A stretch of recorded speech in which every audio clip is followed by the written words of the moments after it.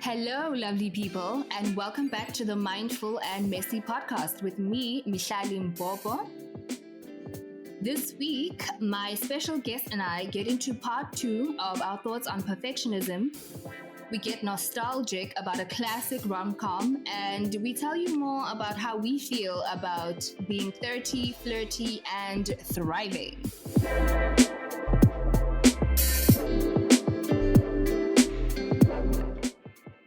Please welcome Pheladi Sethusa, chevening scholar, chocoholic, and my favorite ideas man to the show. She'll be joining us this episode. Please welcome my friend, you guys. Hi.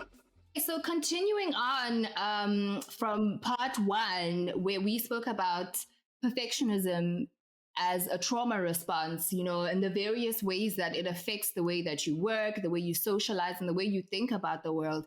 I was curious for you, friend, especially as a media professional, you produce things, you write, sometimes you're in front of the camera. Like, how does that translate for you, especially because your work and the things you do in that sphere are so scrutinized? So even above like normal people being like, I want things to be right. How do you think that's affected you as a person as well as a professional? I think professionally, it's only been a benefit to my work and my output, because obviously it helps me in my research and my fact checking, in making sure that I've voiced things properly, and that I've done things to a certain standard, not only a professional standard, but a personal standard. So I'd say because I'm naturally a person who's super organized and particular about the things I do in work, that's translated very well because it helps me produce work and content that is of a high standard. I think personally it's a bit stifling because that standard then moves into the personal realm and you think you can fix everything to be a certain way, and that's not always possible in the real world. So it's a bit more difficult to keep control of things in my personal life, and I do get a bit salty when things don't go my way or things aren't done my way, but I'm learning to deal with that, and realize that that's just not possible in the real world. I totally relate with the just wanting things to be perfect. And the problem is when you are used to working by yourself, and you do a lot when you work in media, you write your own things and you direct your own things or you produce your own things. Like, you're so used to being the center of control when you do things. And inevitably, you're always going to have to work with other people. And I think I share with you often how I'm so frustrated because I'm like, oh my God, I had a whole system. This thing was working. Now I have to input these and these people. And I think for a long time, it made me avoid doing a lot of collaborative work that could have been great, that could have worked out, simply because I was just like, but then the moment you introduce other people, it's going to be, a headache. And then also you sort of trick yourself because of that high standard. And, you iterate things 50 times until every single part of it works for you. And it kind of gives you this, you have your own pride about it, like your own excellence about, like, I have very high standards. And sometimes that can translate into just being rigid, where whatever other people do, it's not even that it's bad. You're just like, well, it's not how I would have said it. So I've seen how perfectionism, as much as I love my own excellence, there's been moments where I'm just like, yeah, I don't know why they think this is good. It's not good. And I say that because I would have done it this way. And then I've had to catch myself as like, girl, this is not how things work. And it's not productive, because just because your idea works for you in your way, that does not make it a perfect idea. And also you learn, just because you're excellent all by yourself, that's great. If you want to get places, you're going to have to learn to work with other people. As I was thinking about the topic of this podcast, I think we have to think about perfectionism the way we think about success, because people get to define success for themselves. Well, for me anyway. And you don't have to follow what other people's barometers for success are. And I think that's how I view perfectionism now, that what for me looks good and ready to go won't look that way to another person. And that's something you kind of have to work around, particularly now as a freelancer. When people pay me to do a specific thing, it's been difficult to sort of keep quiet and make their vision come true anyway, even if you can see, oh, man, this idea is not going to work. I would strongly advise against this, but okay. Yeah.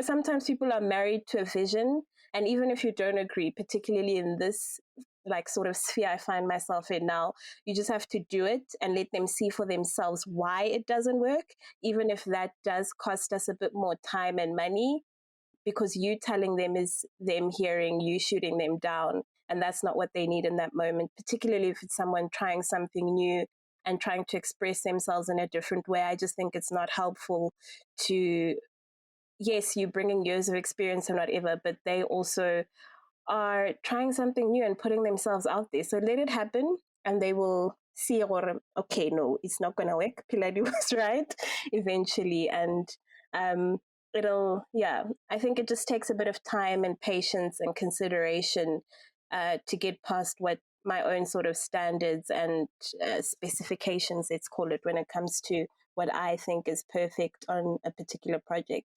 I feel that.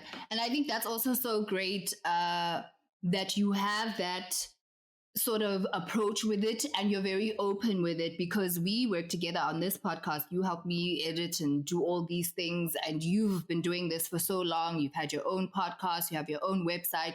So I love that you're very generous with your time, and also you allow the other person to be generous with their ideas, because it's so true. Sometimes you start at 100, and even you start working yourself down by, okay, yeah, no, this is definitely not feasible.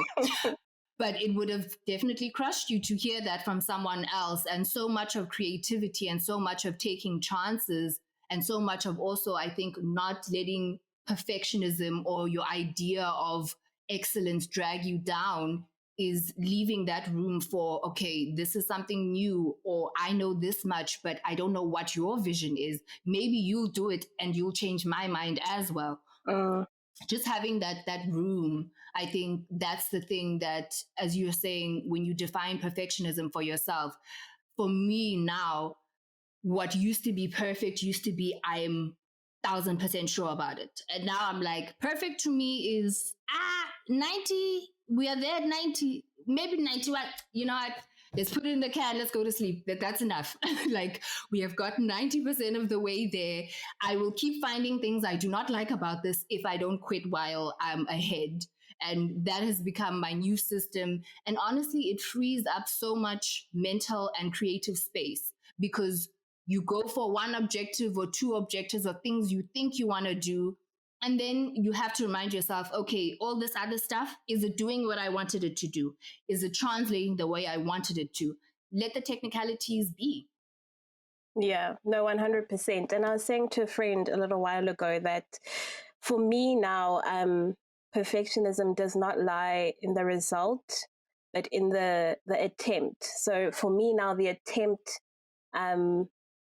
is the thing that I value more. So trying new things, putting myself out there, taking the risk, regardless of what the outcome is, regardless of whether a thing gets published or I win that competition or the doc gets shortlisted for whatever, the fact that I tried is now good for me, which I really, really like about where I'm at right now. I feel that. I feel that. We internalize perfectionism in how we see our life trajectories, like there's some foolproof formula. Like, I'm thinking of, the 20s to 30 struggle and angst of hurry up and wait, the constant anxiety, the fear of failure, fear of being left behind by your peers, fear of not knowing what your passion or your purpose is, fear you'll never find love, fear you'll never have a family or get a better job or move out of your home, fear of letting your parents down, and fear of like letting yourself down or ruining your potential. Gosh, if there's one emotion that I would say defined my 20s, it would definitely be fear.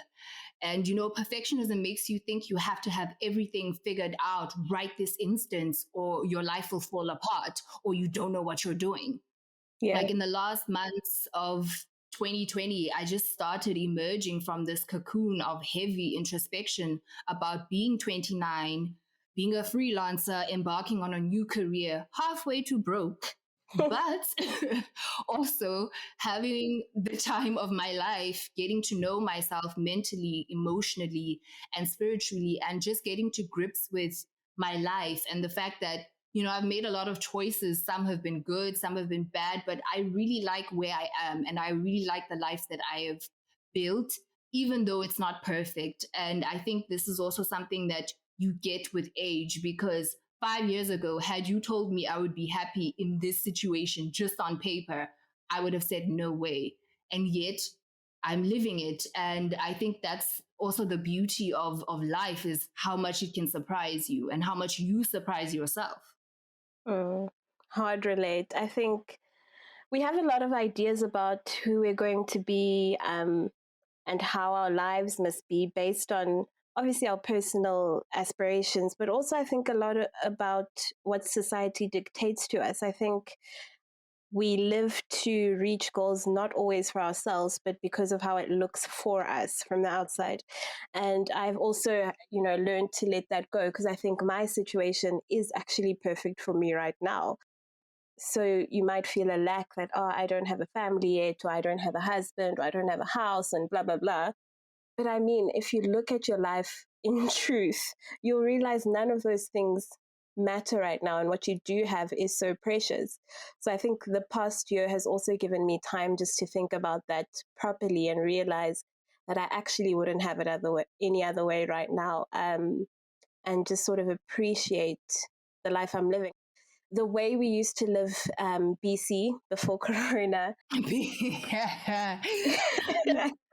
is just on this stupid hamster wheel to chase again these goals that aren't even ours, just so that you can tick them off on a checklist, and say, I don't know, in comparison to my mates, this is where I'm at, and I'm better than this person because I have that, and blah blah blah.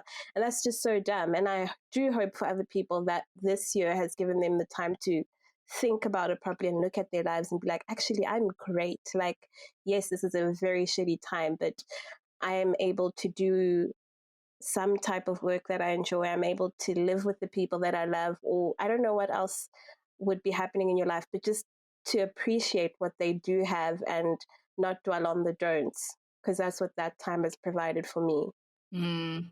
So true. I think we spend so much of our time worrying about getting to the next place.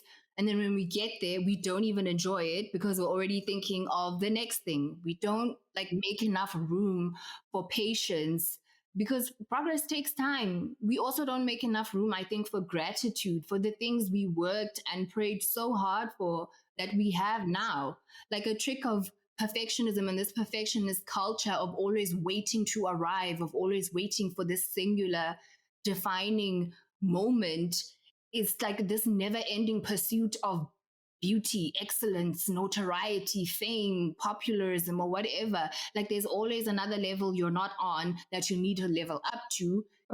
It's like it's exhausting, and I feel like it leaves you not enjoying anything you work for anyway. Your accomplishments feel empty because, like you said, they're not even yours, and the energy and the things you had to give up along the way to get them were just not worth it.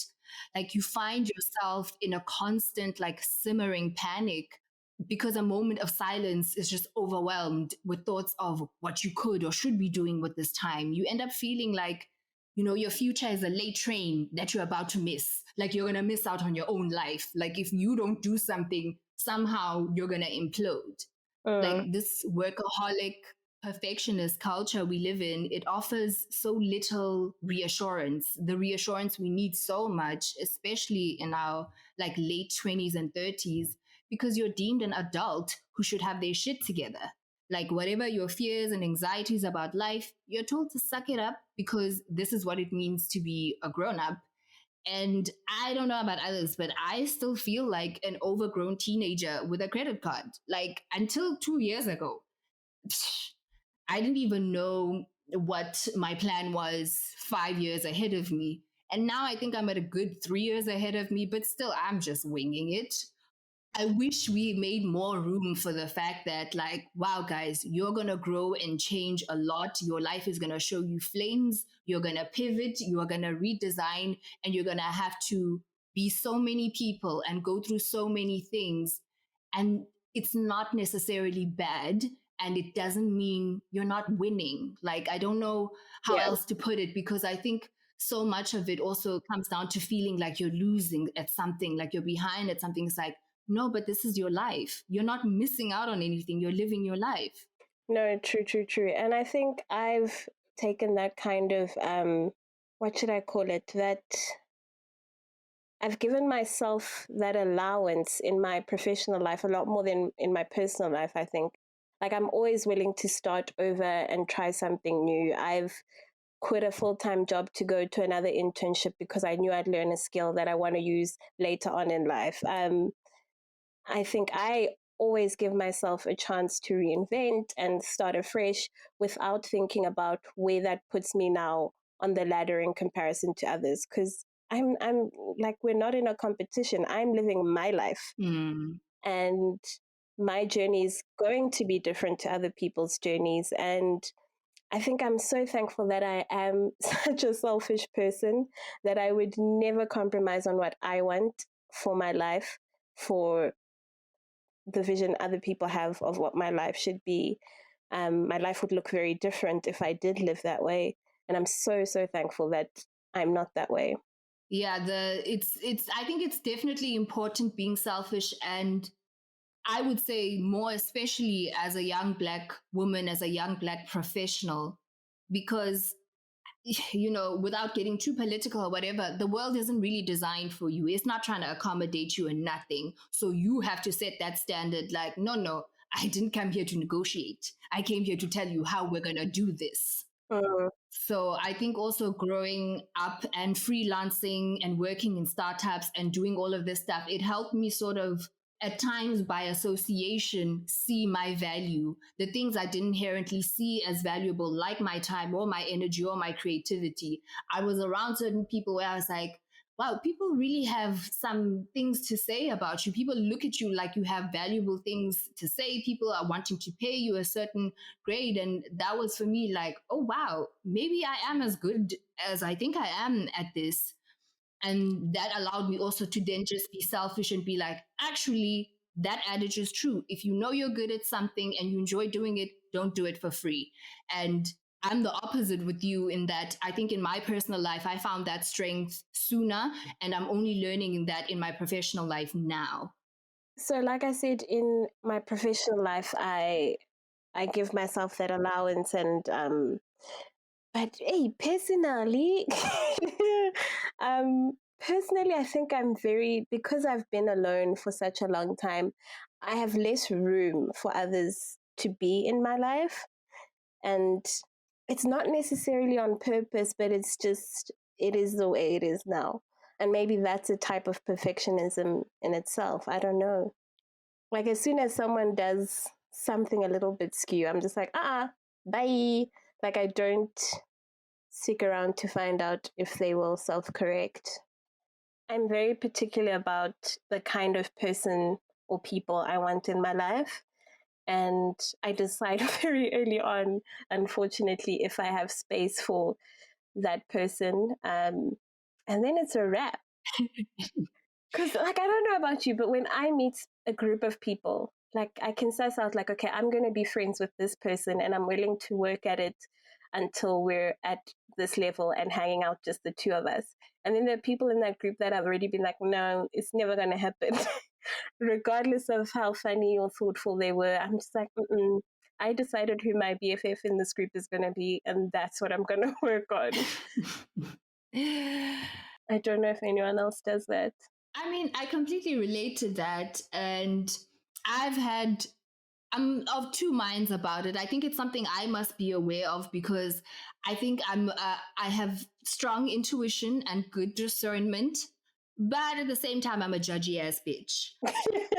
So sometimes it's coming from a good place, where I'm just like, no, these vibes, it's not happening. And other times, I don't know, there's just something that I'm just like, but it doesn't feel light. It just feels snarky, like, ugh, God, no, type vibe. So I try to be aware of it. But in general, I have to agree with you because that doubt of, oh, maybe you're just being snarky, it really ever happens. Like 8 times out of 10 on site, I'm just like, yep, I know how this is gonna go.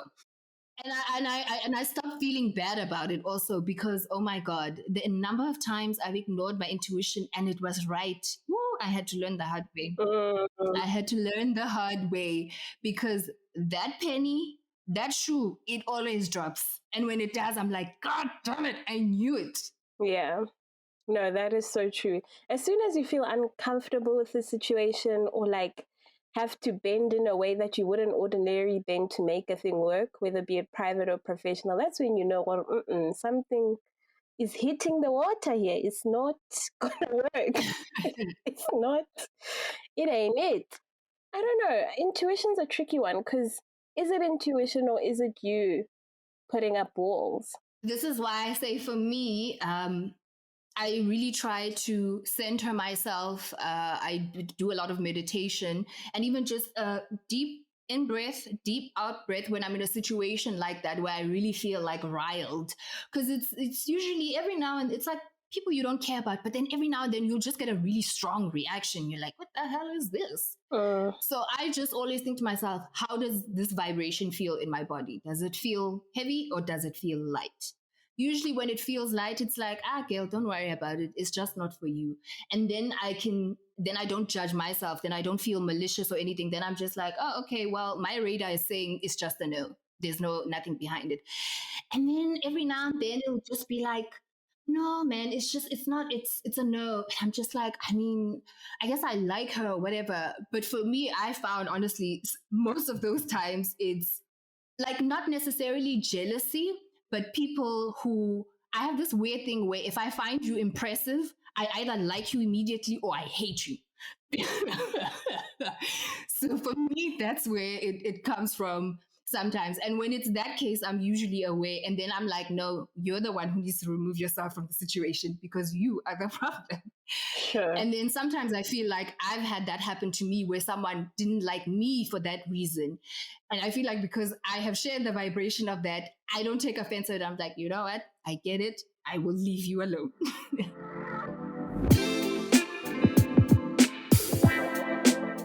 Do you find that perfectionism has been a debilitating force in your life or an encouraging one? It's been debilitating for most of my life, to be honest with you. I think it's only now that I have healed from a lot of things and I'm learning new ways to deal with things and process things. And also just like time where you get more perspective. Only now am I seeing how instrumental perfectionism has been in negative ways. And now that I see that, I have been more empowered to see how I can flip that and use it for myself because I'm always going to be A type and analytical and all of these things. Those are my traits. And in fact, those can be good traits. What I was struggling with is that for so long, these traits were working against me because I was, deep in the perfectionism, especially as a result of trauma where everything needed to be perfect. Because for me, that was about safety and stability. It was a fear mechanism. It wasn't even about excellence or anything like that. And I think once I discovered that you can be so good, you can be so many things, but you're not doing them because you like them. You're doing them because you don't want to fail. You're doing them because you don't want to look like you're not doing anything. You're doing them because you want to be cool. You're doing them because you want to be liked. There is no essence of yours that is joyful, that is creative, that is in these things. You are doing them out of fear. So when I discovered that, that's when perfectionism changed for me. To answer my own question, I think for work, it's been super beneficial because I am also like a very type A personality.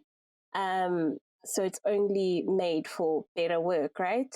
But in my personal life, definitely a debilitating force just because I can very stubbornly stick to what I think things should be like.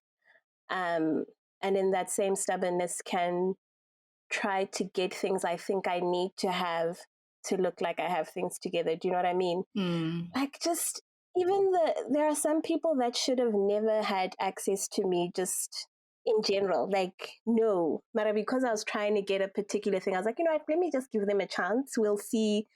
Even though I knew in my heart, Yep. this person has no place in your life. Like, no good will come of this. You know this. No, not at all. So a bit of both, yeah. But I think professionally, it's only been a help because I think I take storytelling and sort of being one of the people who gets to write the first draft of history very seriously.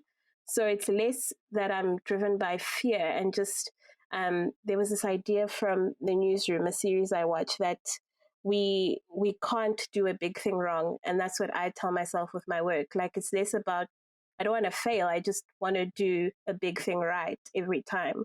So you're aware of, the negative effects on your personal life. And the 30s are all about getting personal, baby.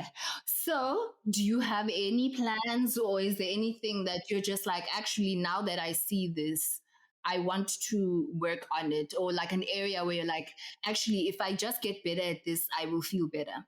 Sure.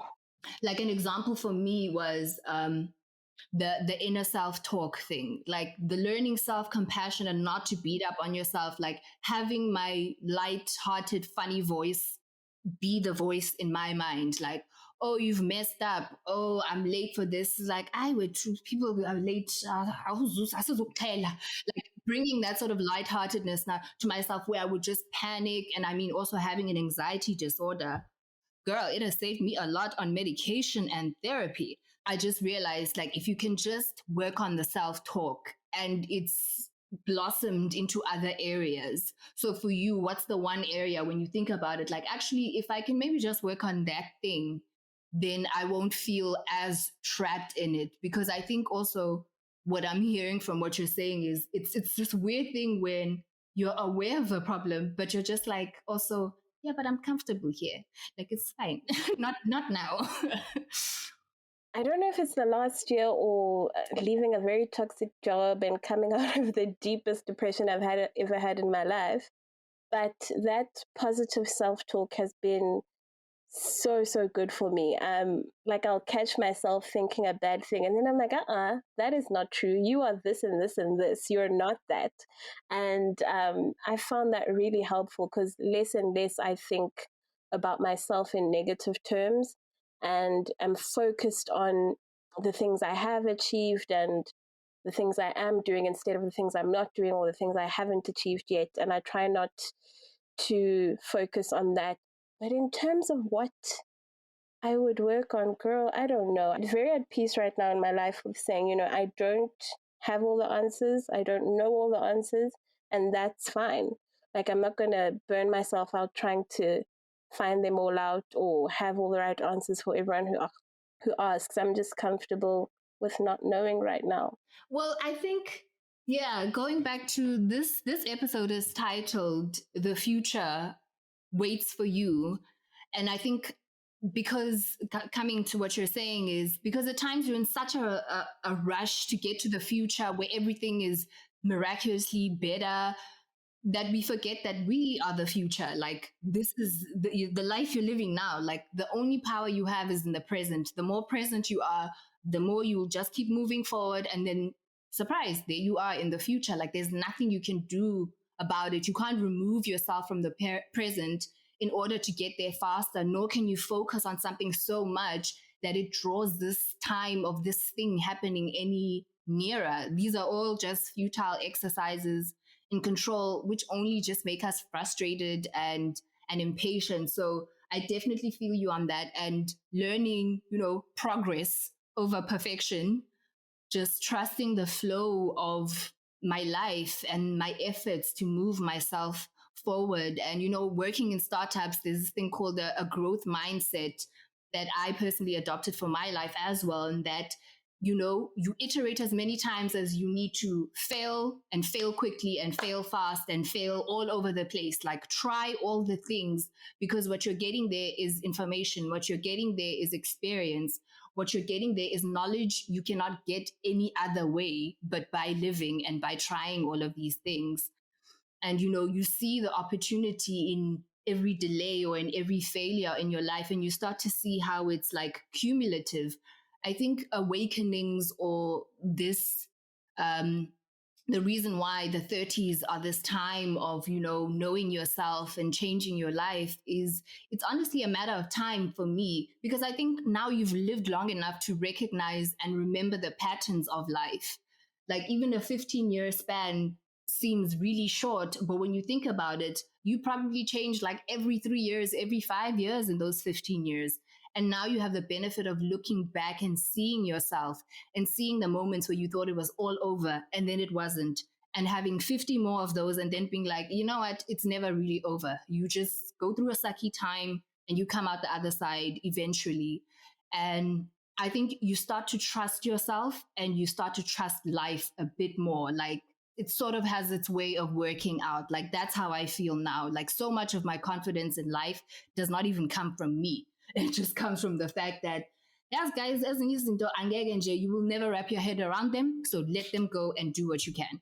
And I think also, if we think back to the things we wanted at this age, or the person you thought you were going to be, if that actually had happened, I would not be happy.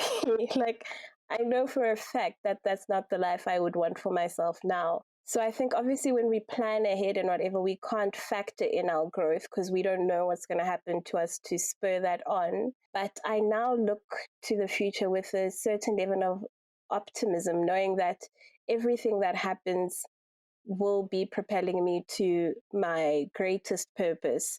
Even if it doesn't happen in the way I thought it would, it just excites me knowing that whatever lies ahead is greater than what I could even think of now, just because I haven't gone through certain things to get me to that level where I can think about those things.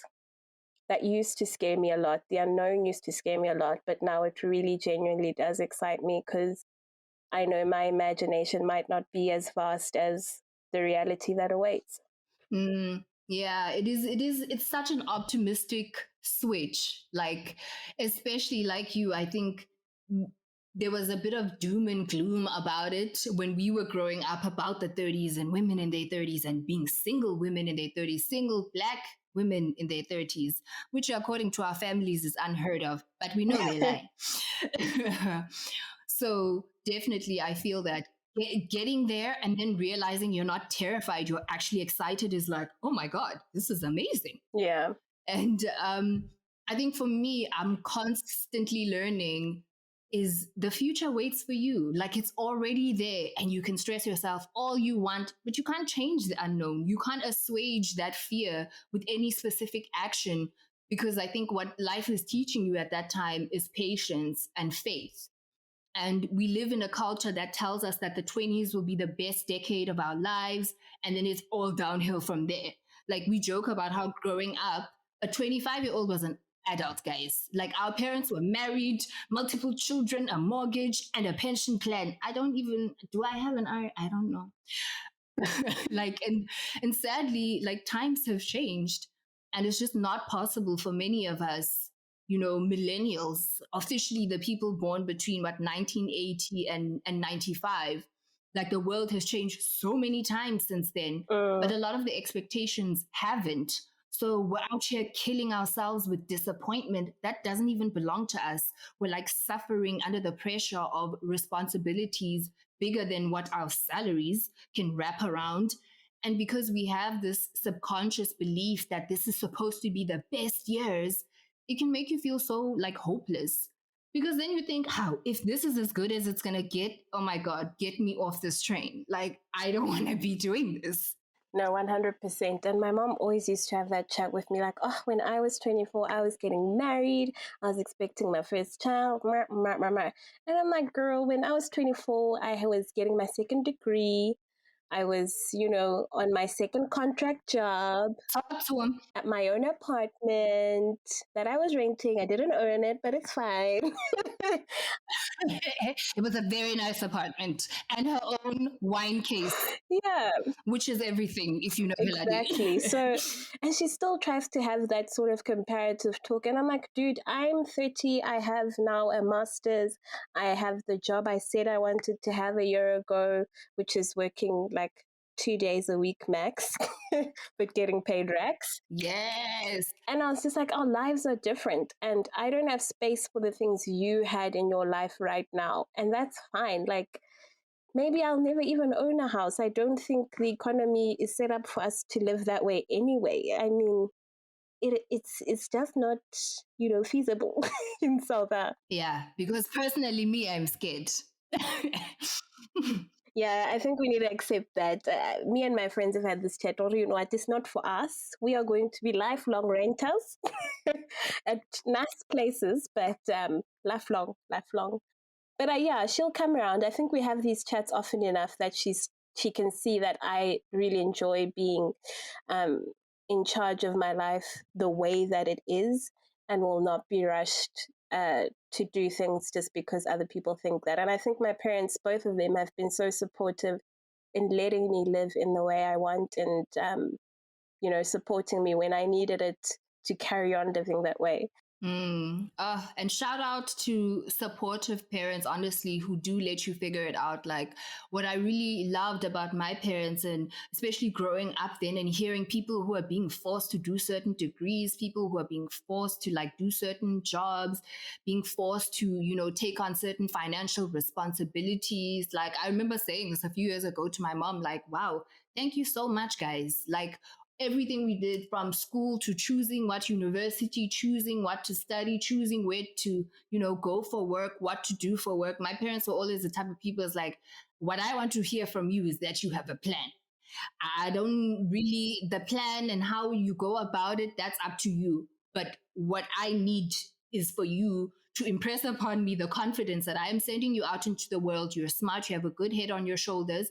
You'll call us if shit gets real. But bottom line, you know what you're doing. And I think also being raised that way from a young age taught me to be resourceful. And even though I'm not, the most confident person in terms of putting myself out there, in terms of self-sufficiency and self-assurance, I very much have that on lock. And I think now increasingly, the older I get, I see how so much of that was from my parents, sometimes misguided confidence. Like, there were times I was a child, I was like, y'all should have been there for this. But but the upside of that is that from a young age, I really learned how to take care of myself, how to make my own plans, how to make my own way. And now, especially freelancing, building a business, building this and building that, all of these skills and that confidence, it warms my heart because I see that this is what they were preparing me for.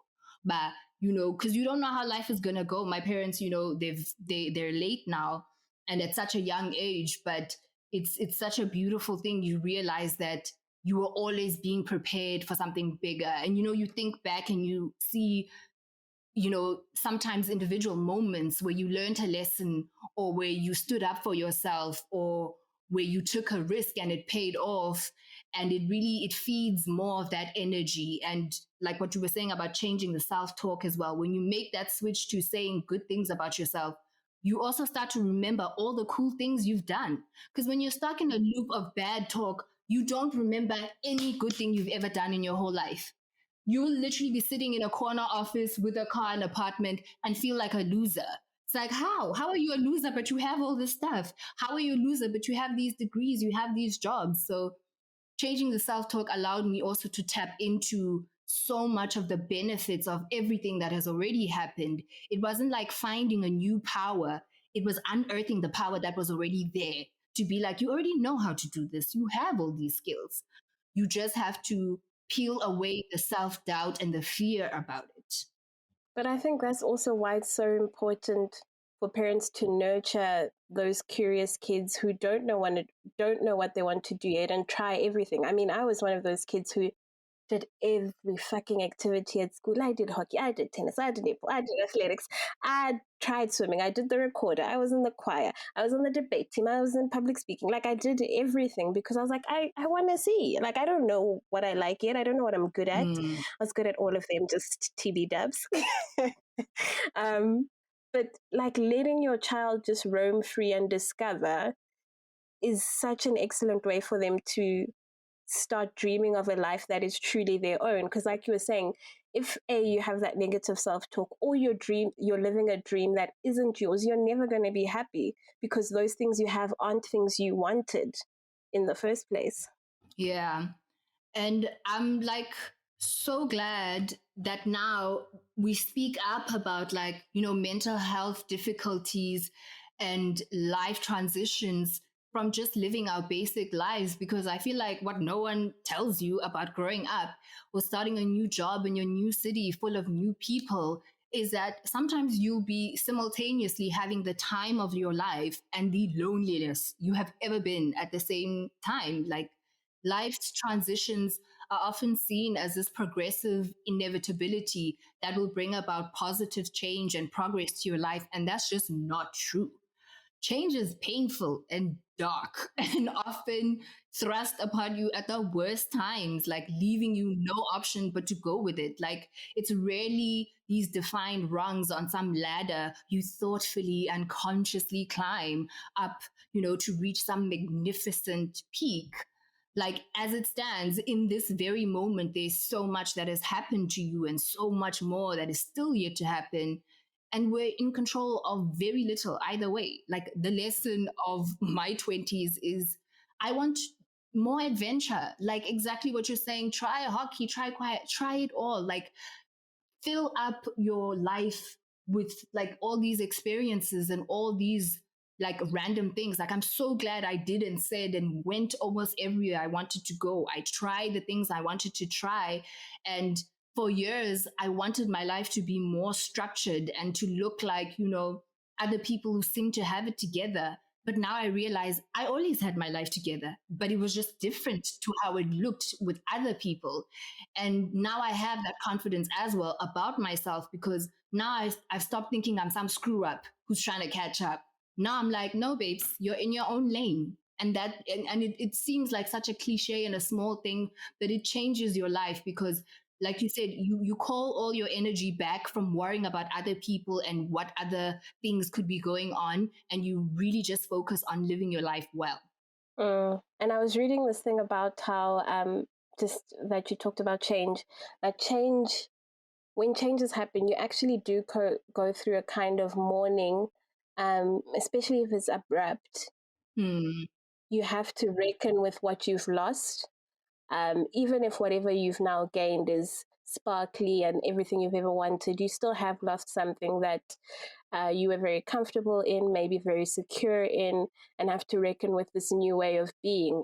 An example, like even when I came down to Cape Town, I think it was 2015, 2016, I don't remember. I was coming off the back of a really intense job with a very shitty boss.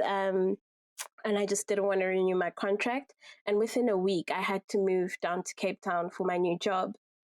And supportive parents, like, of course, we're taking leave, we're going to pack the car, we're going to drive you down. That's great, that's amazing.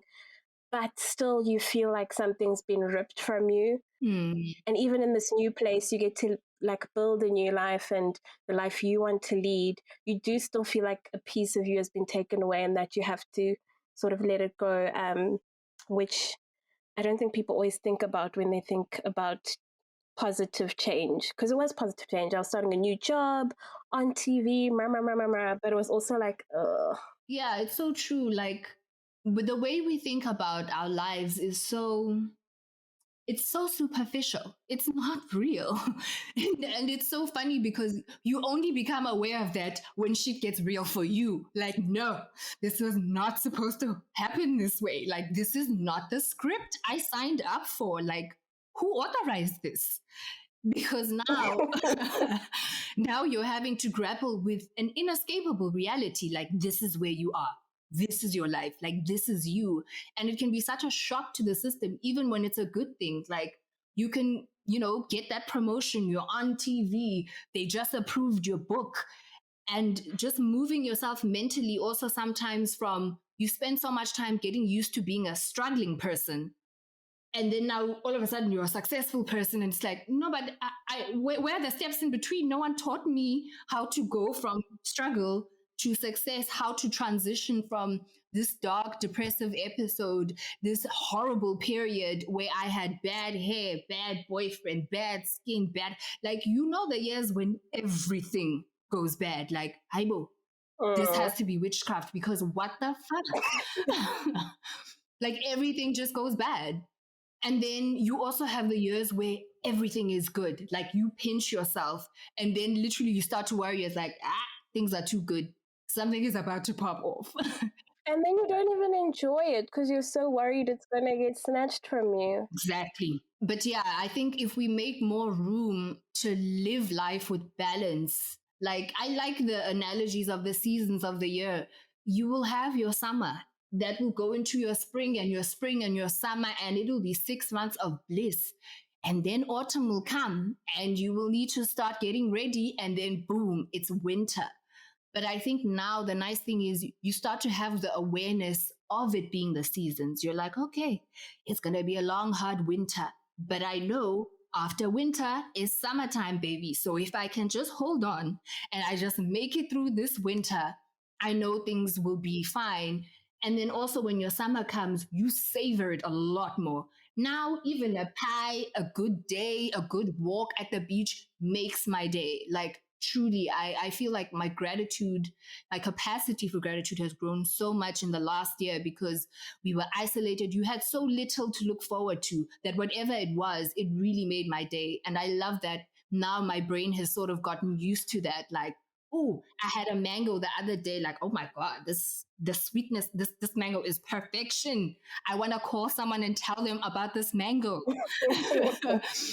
And you allow yourself such levity when you let the moment you're in be that. When you're not trying to worry or control anything else, you are just in this moment with a very juicy mango. And beyond levity, also like a certain level of grace. Like in the last year, if I didn't feel up to something on a particular day, I didn't beat myself up about it. I was like, listen, the deadline is when the deadline is.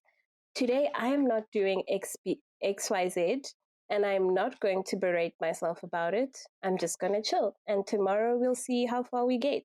It was the luxury of the time we were allowed, but it helped me so much in alleviating some of the self-inflicted pressure that I think the BC years put on all of us.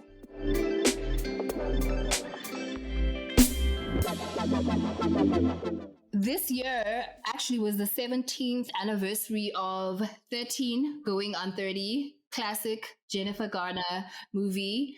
And I was watching it recently in preparation for this episode, but also to be like, actually, I have watched this movie in so long, and what a delight.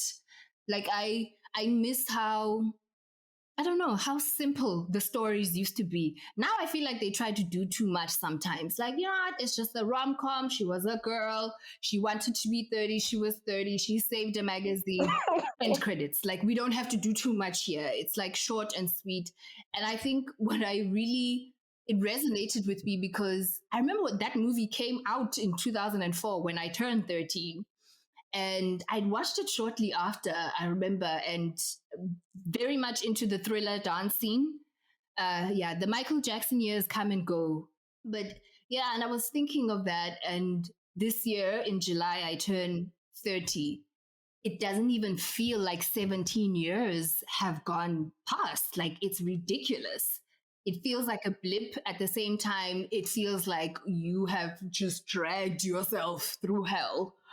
And I remember that year actually was the first year I'd moved to a new school the previous year, and I was really struggling with a lot of things like fitting in, wanting to be cool, and being with this new group of kids who didn't know me. And it was one of those primary schools where they'd come from like grade R together. So they were all in this group, and I was just like the outsider.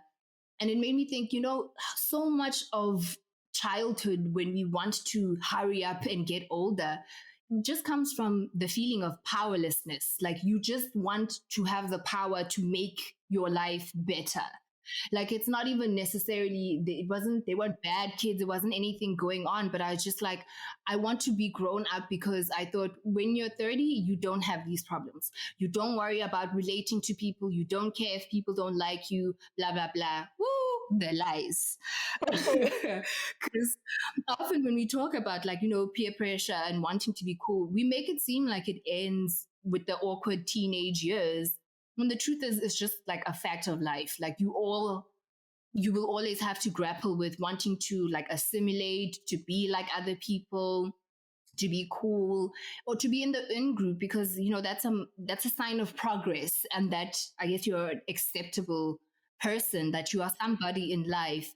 And I think I definitely started to do away with a lot of that in my 20s, also being, lone wolf and going through so many changes. You learn that, as long as you're okay with yourself, like you'll be fine. But I just found that so interesting in the movie, like at the start, where she's even like fighting with her own best friend, and, you know, the group dynamics of, and also female groups and varsity groups and work groups. There's always just so much friction sometimes when you want to be validated by other people more than you want to be validated by yourself. Yeah.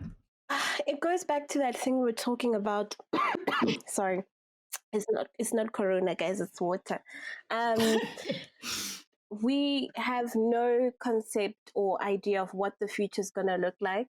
So we just sort of have to bear with it. When you're a child, you don't know that life actually gets worse. It sucks more. So enjoy this time. Like people tell you, and you're like, whatever. I want to be done with this. And I think what you said about it being a power thing is so, so true. I don't remember wishing to be older because I derived my power from being popular. And I don't know if it has to do with all of like the teen movies we saw, Mean Girls, 10 Things I Hate About You. Like popularity to me was being in control of my life and the lives of the people around me. Oh my God. This sounds like Queen Bee syndrome. What is this confession, Pheladi? No, not even like that. Just that's where I derived my power from. And Yeah. No, I get what you mean. sorry to all the primary school and high school kids that had to endure those years. What exactly did they have to endure? Is this like a bullying apology tour? Are you using me as a red table? What's going on here? I have no words. I would just like to apologize to the people. It is what it is, guys. It is what it is.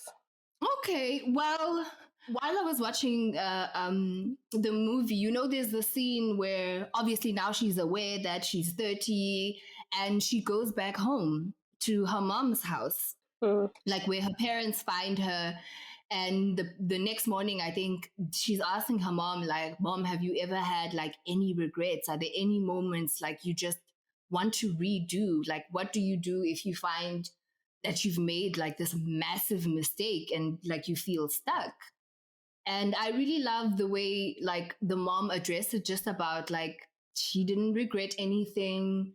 Everything sort of brought her to that moment, like that moment, having breakfast with her daughter, having that conversation. And I think it feels so good being, 30, flirty and thriving, because I am thriving, good, bad, and ugly. I am thriving, warts and all. Like, I have not lived the second or third half of my life yet, but I'm so happy with this first half. Like, I have no regrets. And it's not because I haven't made mistakes. Like, I think it's just accepting, like, there's no formula or manual. I'm just winging it. So, of course, mistakes will happen. And, like, why do we judge ourselves so harshly for things we couldn't have possibly anticipated before that very moment? Like, you can't know what you don't know until you know it. So why don't we make more room like for that?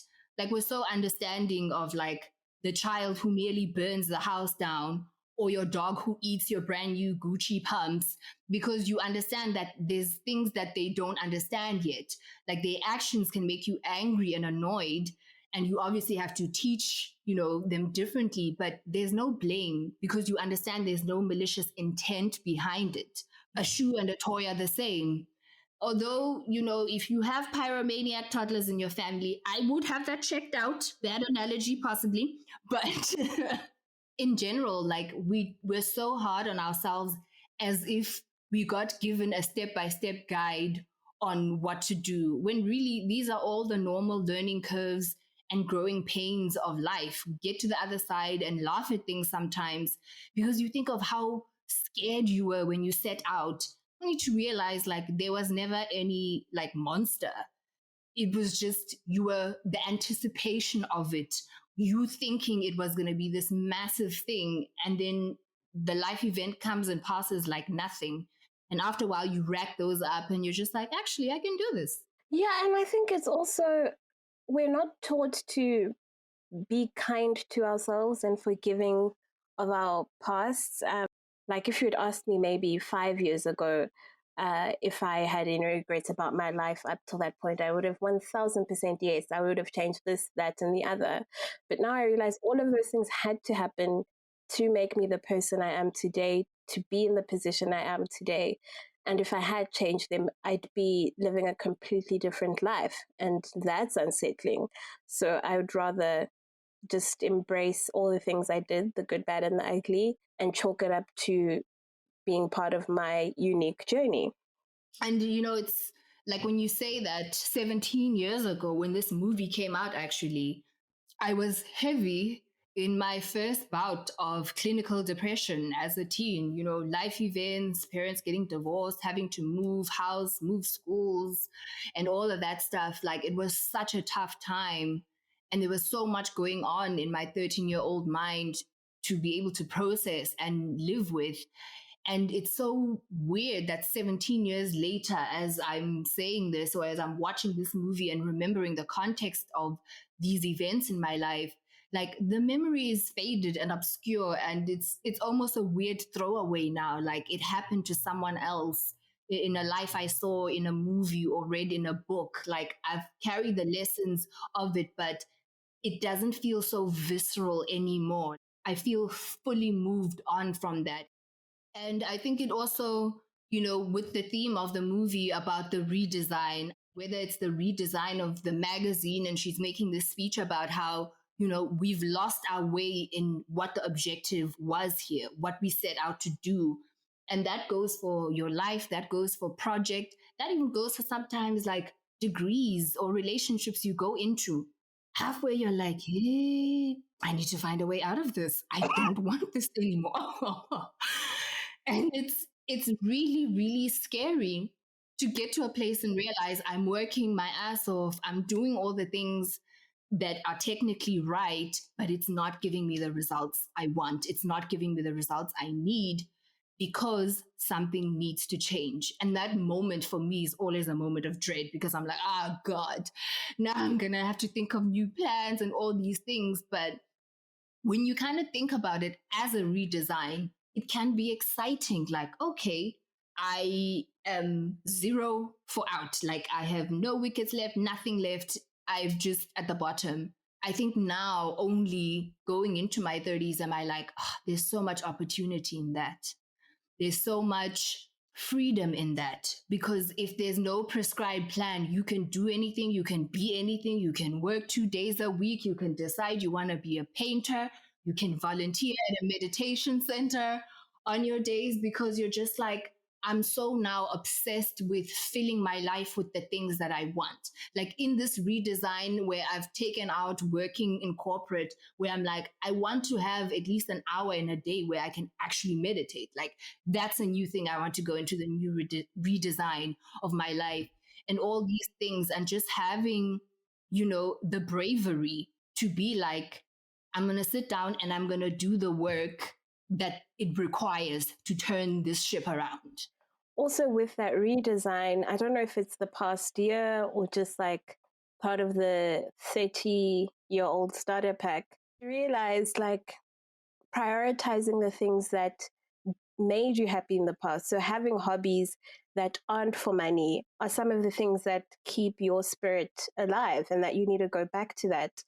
And I'm trying to do that, and I found it just fills me with so much joy and peace that I want to stick with it. I just really hope people don't forget the things they've learned and the person this time has allowed them to be.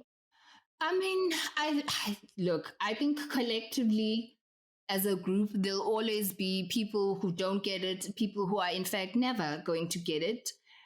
But I'm optimistic now because I think aside from just the mental and spiritual shifts of, the way we were living, isolated but constantly working, you're poor but you're constantly working, you're essential but you're also low wage, like all of these contradictions and their negative effects have hit home in a very direct way. And even now, as we talk, we are having vaccine wars. We're I'm not even on a waiting list for a vaccine. I have no idea when I will get vaccinated. So these are all things when I think of my normal life before, they could have been so far removed, but now they can't. Even the family pet is watching the bulletin for when the vaccine goes out, you know?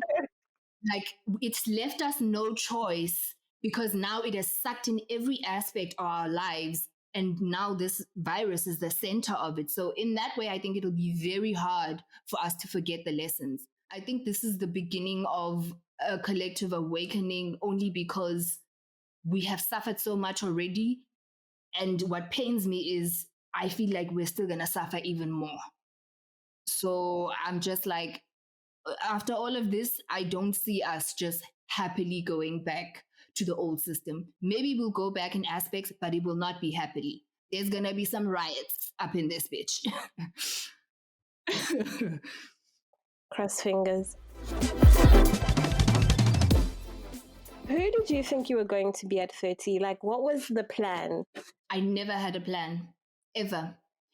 And and especially after, clinical depression at 12 years, 13 years old, 14 years old, and that whole spiel is, I am so shocked to be alive, guys. Like, like not even on dramatic vibes. Like it entertains me, it amuses me, and it delights me that I get to be here. And I think so much of also my gratitude and my excitement and my freedom going into this new decade is from, the time I was a child to teenage years to varsity years, the past year in isolation and quarantine, and just in general heading towards 30, where I was now cognitively wanting to actively design my life a certain way. Like I feel like I'm so excited about that, and I have so much freedom with it now because I never had any prescribed ideas. I really honestly never thought I would live this long. And now that I have lived this long, at first I panicked. I was like, oh shit, you need to have a plan. And then I was like, wait a minute, I've never had a plan, and this life thing kept rolling by itself.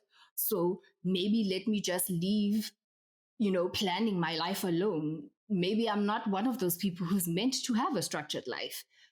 I think this is the first time in a very long time that I want to be alive and don't doubt that I am here for a purpose and blah blah blah blah blah. So I totally sympathize with that. I think in my head, if my plan didn't work out the way I wanted it to, there was no point in being alive. And it maybe only hit me like 2 years ago that that's bullshit. And the plan was not a good plan to begin with. What was the plan? Well, when I was a teenager, the plan was to be married to a professional athlete by 21. And at this point would have had like 6 kids and would be driving a Range Rover Sport to PTA meetings. And as work, I'd have like a little like kitsch store, like a Big Blue that I own. and like loosely manage. Like I check in on the girls on Tuesdays just to pick up the books. And that would be my life. I'm so glad that didn't happen because I think I'd be bored out of my mind. I blame the Housewives, VH1, TLC Network, and the Bravo Network for these aspirations. Oh my God. But I think it's so true what you were also saying about, just doing things for fun. Because I think, reconnecting with your inner child and having those simple inner joys that we bury underneath our need to feel grown up or edgy or cool, or not to care about those silly things like this whole life is silly. Life is freaking silly. We are on a floating rock, guys, in the middle of who knows where, what galaxy. Is the galaxy even real? We don't know. There's still people who even believe the earth is flat. Like, what part of this reality is not ridiculous? So why do we deprive ourselves of simple joys when, like, really, when we were kids, all we dreamed about was growing up so we could have more fun and more control of our time. I wanted to be grown up so I could eat pizza on Saturdays and then I didn't have to be home by sundown. Like, that was the length and breadth of the powers of adulthood. Like, granted, the reality, came with a lot more crushing responsibility than advertised, but we still have so much more freedom than we used to. We have the freedom to redesign our lives, to dream something new, to say, actually, I'm changing this script. Like, we need to, I feel like we don't use that freedom, that agency enough to make our lives meaningful for ourselves. Like, it's definitely, we do it meaningful for work, for your hobbies, for a side project, for your partner, for your friends, for your parents. We're always focused on creating that meaning and making those memories for other people. And I think it takes us a long time to realize, wait a minute, why don't I do this for myself? And that's also something I've learned, also with the self-care and the whatnot, like everything I enjoy doing with other people, I actually enjoy doing with myself first, whether it's traveling, going to get a meal, get a massage. So it's like, I want to, like, I remember I was journaling like a few years ago when it really hit me like, oh my God, like, dude, you're alive, like, and you're gonna keep being alive. So, I mean, you should do something about this. When I was, and I remember writing like, I don't know what partner I will have. I don't know if I'll have children, what job I'll have. I don't know where I'll end up, but I want to choose infinite futures with myself. I am the baseline. I am the foundation.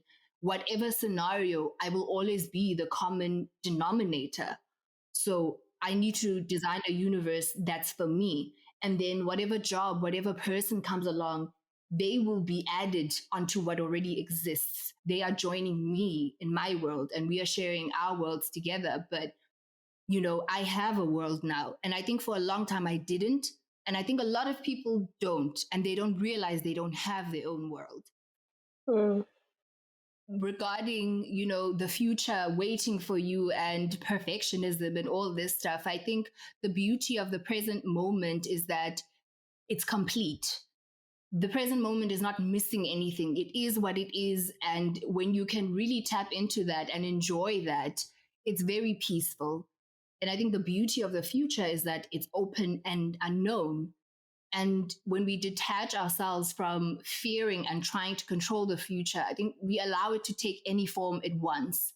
We give it the power to surprise us. And honestly, I think I'm having so much fun with things now, about to be 30, flirty and thriving, because, I've allowed my life to constantly surprise me.